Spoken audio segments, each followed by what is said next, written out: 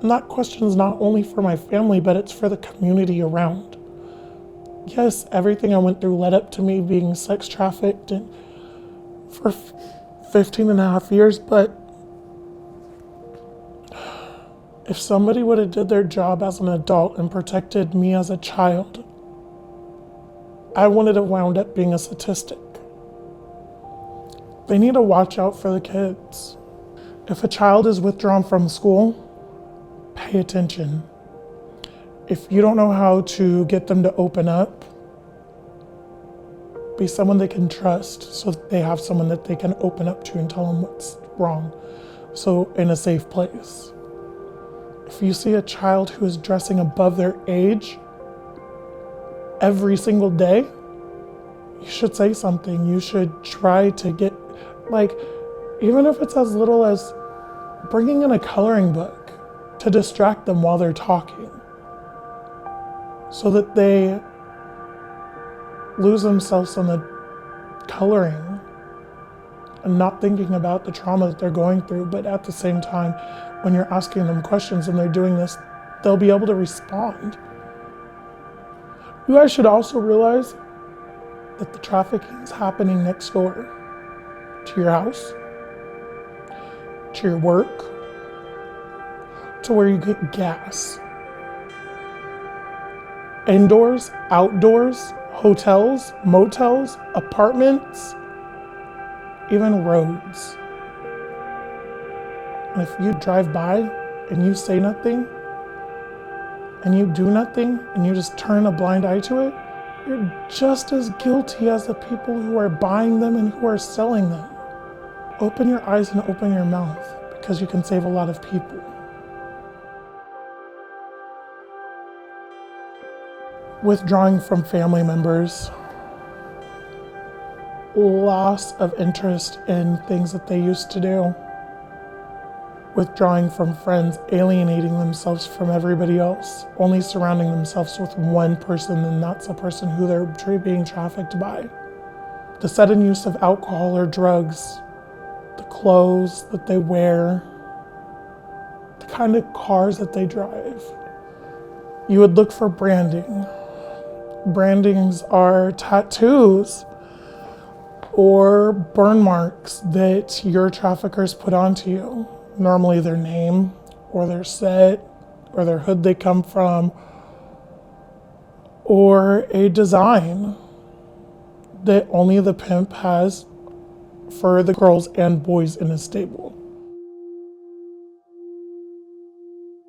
The trafficking techniques are, one of them is coercion. They sell you the world. They tell you, I'm going to give you rubies and diamonds and pearls, and they never do. They tell you everything that you want to hear to get you where they want you to be, and it never happens. They gaslight you and sell you a dream. They alienate you so that it's only them. You only have your trafficker. And eventually you believe that they are the only people who care about you and love you. Because there's nobody else in the world that loves you the way that they do. Or so they say.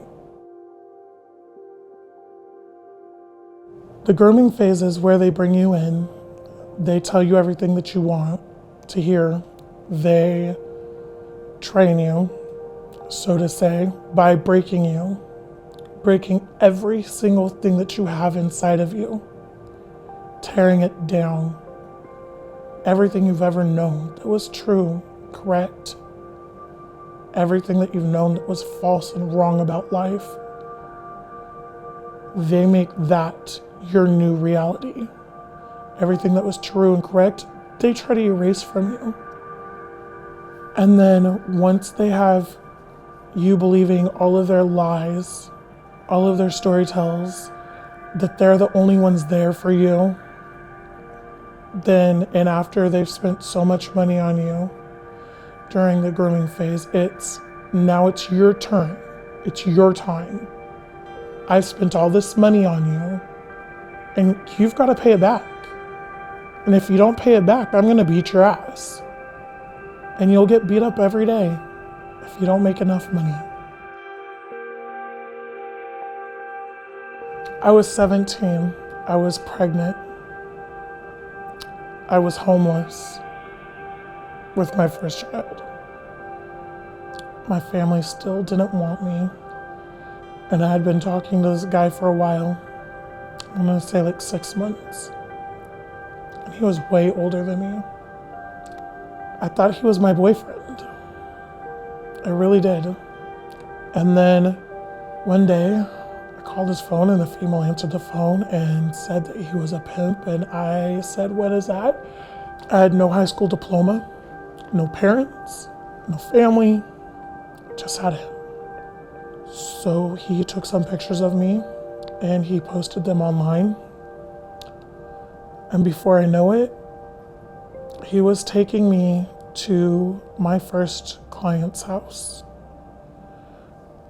After I was done seeing my first client, I cried for almost 24 hours. I had never felt so dirty in my life. I got back in the car with him and he said, where's my money? I threw the money in his face and I told him I hated myself and I hated him for what he did to me.